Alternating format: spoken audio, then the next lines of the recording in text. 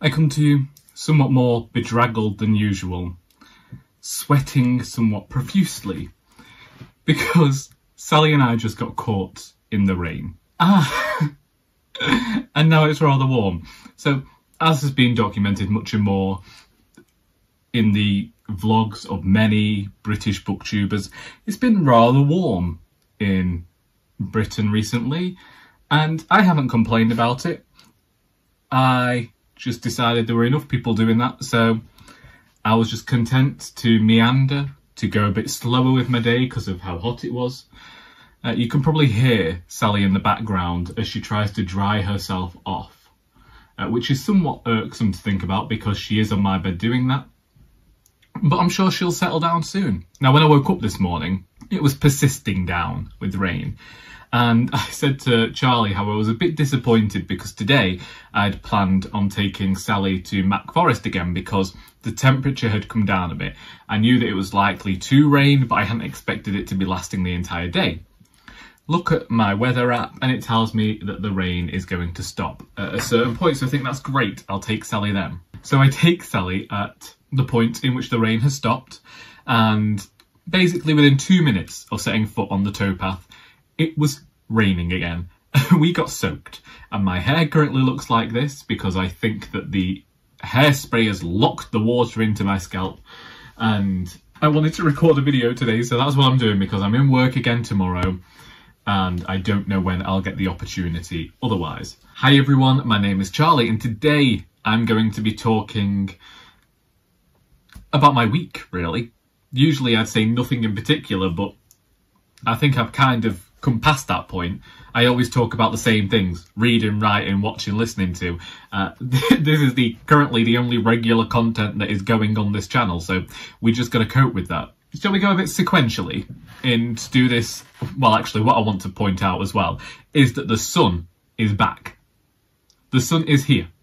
The rain has stopped. If I'd left an hour later, I could have had that 40 minutes of walk in the sun. And then you run the risk of burning your dog. I just don't know what to do right now. After I spoke to you last week, I was in work. And it was nice to actually reconnect with the Wednesday crew because it's been a while since I last worked a Wednesday. And so it's nice to see how everyone was getting on. Naturally, they're all off tomorrow, so I've had to find cover for tomorrow. But that's perfectly okay. And I could do that. I can find some people. I actually have done. So yes, it should be covered, and if it's not, then I will just be crying behind the till as I listen to the sounds of the 60s. I don't think that this is the best lighting. Maybe 3 o'clock in the afternoon is not the time to come to this window and start recording, but we will see how we get on. It's all my father's fault because he's lost the key to the bureau I was putting you on. Anyway, so work Wednesday, and the volunteer kept coming into the back and saying to me, I can't believe how busy it's. She kept coming to me and talking about the number of clothes we were selling, and it's basically, we started a pound rail. A pound rail is something I used to do when I volunteered at a different shop, and then when I moved here, I got told that it was it's a bit too upmarket for a pound rail, is it, in these parts? So we've never done it, and we chose to try it this time, and it seems to have gone down well.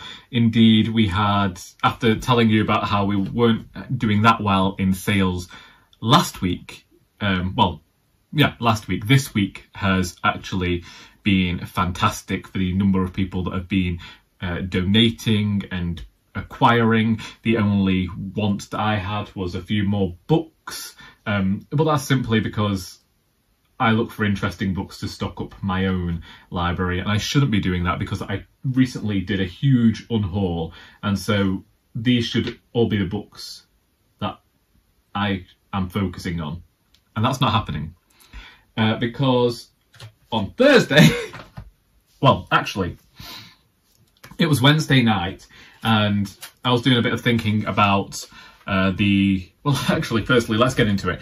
So they announced the winner for the Women's Prize for Fiction, and Demon Copperhead by Barbara Kingsolver. I was thrilled. Charlie was thrilled.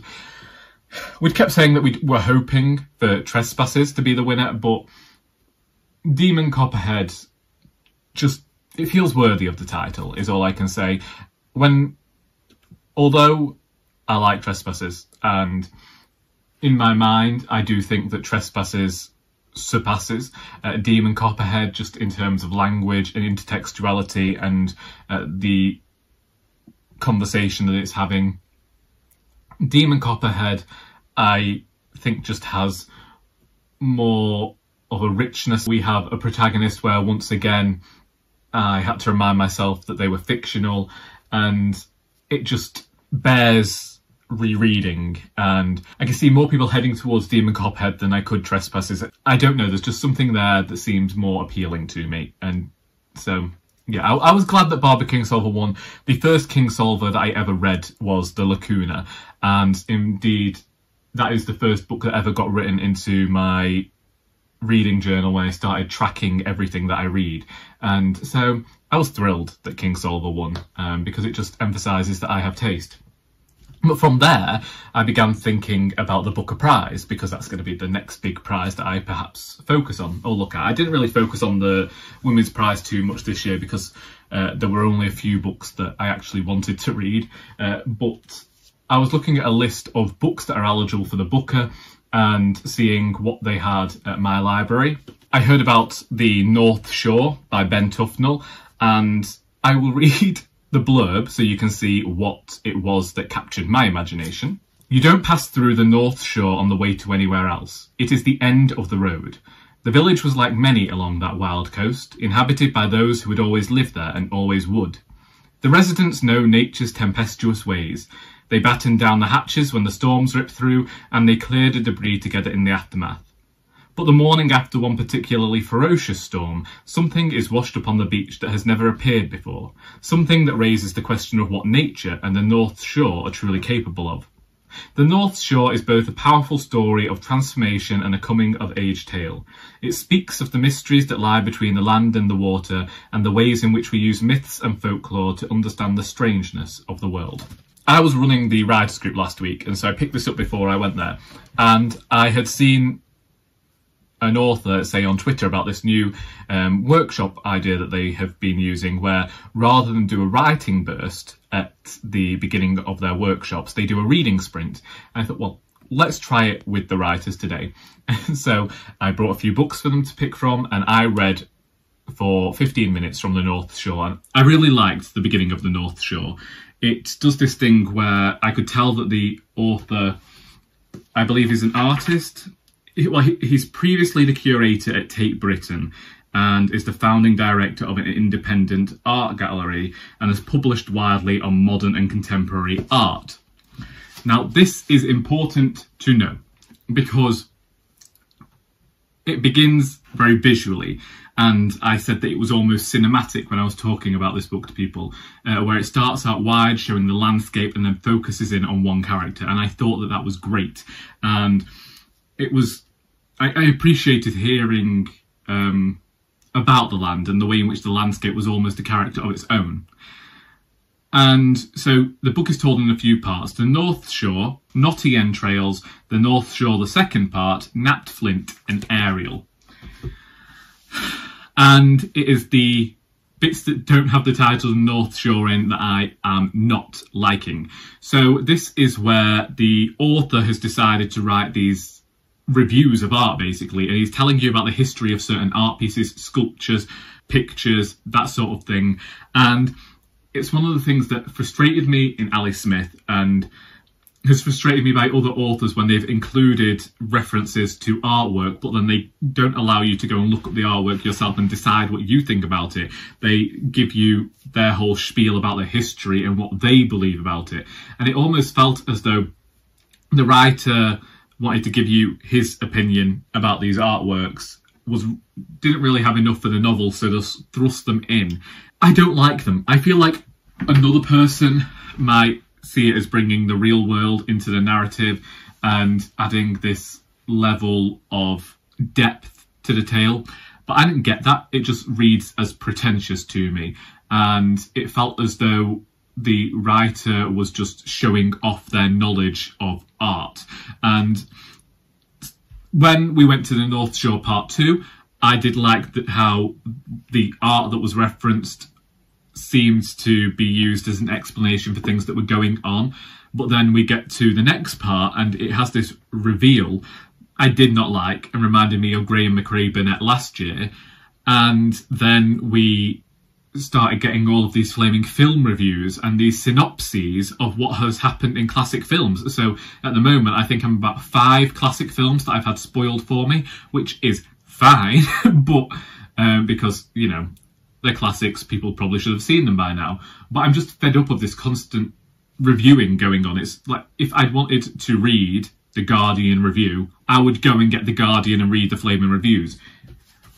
If I'm picking up a piece of fiction, I want there to be fiction in there. I don't want all these bloody reviews of art and film and the author's opinion, because it's not adding anything to the story, and the author can try and say that it's his character within the book, the unnamed narrator, who might have a name at some point, but I've not flaming noticed it. And it's like, it's as though the author has chosen to take all of the books that I didn't like in last year's Booker Prize. I'm talking the Graham McCurdy Burnett that was on there, After Sappho and The Bloody Colony, and shoved them all into one book under the guise of trying to be Treacle Walker. And I don't like it. Honestly, there are moments within the prose that I absolutely adore and I think are poetic, and I just wish that that was going on throughout it, because this was going to be on my top 10 books of the second quarter of the year.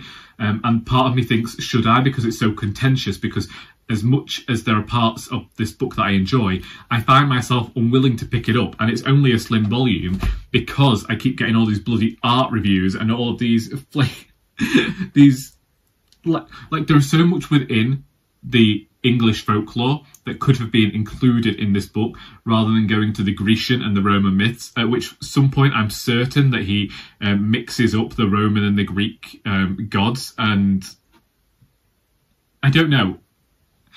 I feel like that could have been caught in editing, and yeah, it's just incredibly pretentious, and it is not as mythological as they're making out, and I don't like it.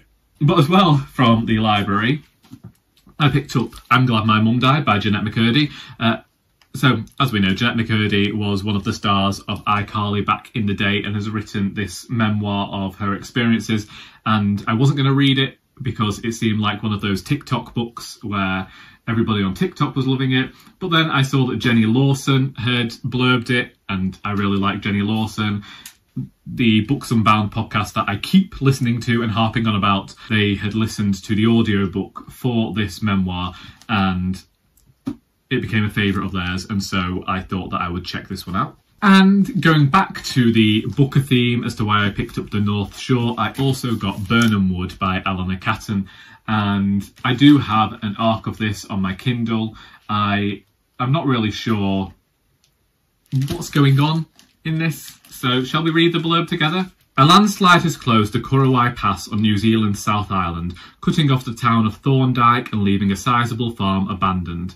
The disaster presents an opportunity for Birnam Wood, a guerrilla gardening collective that plants crops wherever no one will notice. They hadn't figured on the enigmatic American billionaire Robert Lemoyne, who also has an interest in the place. Can they trust him? And as their ideals and ideologies are tested, can they trust each other? Supposedly, this is a literary thriller. Now, on the front of Ben Tufnell, we have a quote from Kieran Millwood Hargrave. In the blurb of this, we have another blurb by Kieran Millwood Hargrave, and they could both be the same flaming blurb. And now I'm beginning to question whether I should be picking up books that she's recommended, since I've clearly disliked one of them. After the writers group at the library, Joy and I went for coffee. I came home and then we all went out again so that I could go to a launch of Two Poets' work. You might remember me mentioning a few months ago how a magazine, Greenhouse magazine, was printing one of my poems, which was The Barefoot Roamer. And the publisher of Greenhouse magazine was the publisher of these two pamphlets. So firstly, we have Darling's Deletions by Lisa Mathews, and then we have Rhymes for Young Nature Lovers by Sarah Taylor-Ferguson.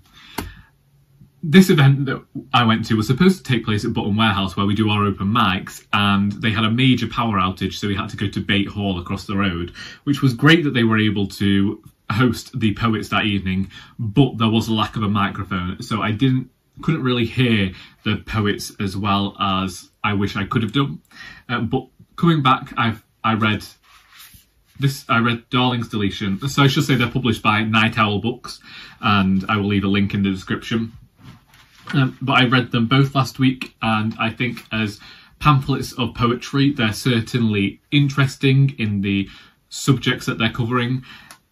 In terms of Darling's Deletions, there is grief and sadness permeating throughout the poems, and it's also a lot of prose poetry. There's 3 sequences of poetry in Darling's Deletions, and I believe that they were all written in one go and they haven't been edited, and it was called present poetry, I believe, with small editorial interventions which I think were for spelling or cohesion. But that was Darling's Deletions. And then Rhymes for Young Nature Lovers, there is found poetry, poetry about family. There's a lot of rhyming, half rhyme. It's doing the things that I like to see done in poetry. I'm a big fan of sound and the way that sound's experimented with in poetry. So that works for me. But then that was that. Apart from those 2 poetry collections and the North Shore and finishing Fighting Proud, I haven't really read anything else since last week. But since I haven't liked the North Shore and I haven't got to Outrageous yet, or Her Majesty's Royal Coven, weirdly I picked up Moonwitch Spider King off my shelf on Sunday, and I haven't opened it, but part of me is wondering whether I want to, because I feel like part of me is hankering after a big fantasy novel, after not getting back to Skandar and the Unicorn Thief yet, but I don't know whether I am hankering after this huge fantasy novel unless I try it. I'm in this weird space at the moment. I was talking to Charlie about it this morning, where I had such a good experience. Like, I really enjoyed Excellent Women by Barbara Pym, and I really got on with In Memoriam by Alice Wynne last week. And Fighting Proud set me off on wanting to go and find all these other books. So because I've had such successes this month, I want everything that I read to be exceptional. And when it's not doing that, I'm getting frustrated more than I usually would. But there's still part of me that thinks that I could find something fantastic in Moonwitch Spider King. But I just looked on the floor and A God in Ruins by Kate Atkinson's there, and part of me wonders whether to head towards that because of the war aspect and the war novels that I've read this month. But also, I've never been a huge fan of war narratives before, so it would seem weird for me to navigate towards a war novel when I've already read a novel and a non-fiction this month. And I don't think that I want to overload myself with any more war. He says as he heads towards Marlon James, whose books are notoriously grim and dark and full of torture and horrible things happening to people. Unlike the last 2 weeks where I kept saying I know where I'm heading when it comes to my reading, I don't. I have no idea. I don't know what to do when it comes to my reading, because I have so many books started at the moment and I'm just not wanting to read any of those ones. I've been appreciating sitting here and recording the videos in this same location we've always recorded, just at a different angle. But because we're at the window and I can see all of the birds in the garden, I end up getting sidetracked because I just enjoy watching them. I'm turning into an old man. Otherwise, on Friday, as well as having a hugely busy day at work, we were having our volunteer celebration, because the week prior to that had been National Volunteers Week or Celebration Week, and the charity put on an afternoon tea for the volunteers to say thank you for all the work that they've done. And we had the local MP there. Let's not talk about any of the politics. However, we did end up securing an invite to go on a historic tour of either the Houses of Parliament or something down south in London. I've never been to that London before. I don't know who's organising it or how it's going to go. I don't know who's paying for it, but everybody's excited about going and having this tour. So that's something that we can either look forward to in future, or I will just stay and mind the shop and they can beggar off down to the capital and I will happily make money. Writing wise, once again, I have actually been writing poetry again, which is not the news we want because we're having such a grand focus on the second Alice Valentine book. But I did want to give the news that I found what I'd written of the chapter that had gone missing last week. I went searching through my laptop and I'd accidentally saved it into the wrong folder and given it an obscure title and then completely forgotten about what title it was. So that has been found. That has been located and expanded upon, and hopefully when some of this overtime is finished, I can get back into the rhythm of things with the writing of Mistakes Make Murder. Because, as we know, all of this arc of books is planned, and I know where it ends, and it gives me a point in the series where I could jump off from Alice and call it the end of the series, or I could just call it the end of the first arc and then just go to writing standalone books. And just keep coming back to Alice when I want a bit of fun in terms of writing, because I do have stories planned there for it. It's just I'm reminding myself of the huge dedication that it takes for a writer to release a series. And I didn't think about this earlier. I can't keep harping on about that because I just have to get the book finished and the book released, because we can't do anything about the time that's passed. Otherwise, I did listen to Janelle Monáe's new album at some point within the last week or so, and whilst I think there were some standout songs on there, a lot of the time there were tracks that just didn't do anything. It just felt like they were unfinished, and I don't know, I did not care for this album as much as I cared for whatever the album's called with Django Jane on. I'm going to go and disappear and maybe write or maybe just listen to music. Thank you for listening to me rant and rave for the last however long. I hope that you got something out of this video. And if you have read any of these books, then please feel free to discuss them in the comments. Because until next time, that is all.